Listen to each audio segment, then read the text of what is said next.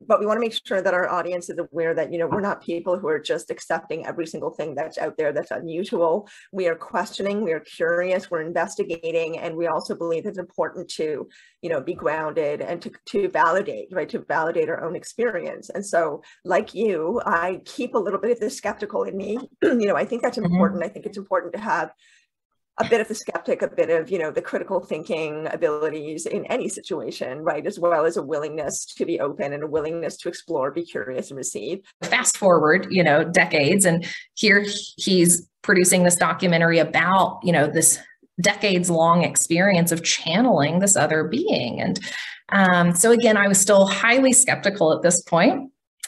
And I had not watched a ton of stuff by Daryl and Bashar yet. I'd watched enough to think this is interesting. And some of the messages, you know, are a little outside of, you know, what I think someone could make up.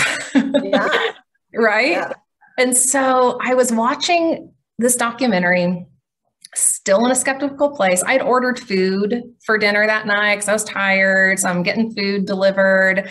I'm about halfway through the documentary and I hit one of those skeptical moments where I think, I don't know about this. I can't do this.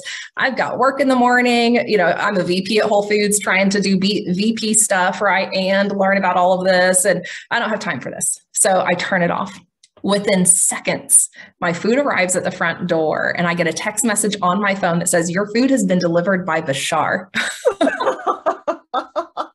You know, when you look at even some of our sci-fi movies like Avatar, you know, there's a lot that reflect that possibility, right? Like those ideas didn't just come from nowhere, right? Like that's in our consciousness for a reason.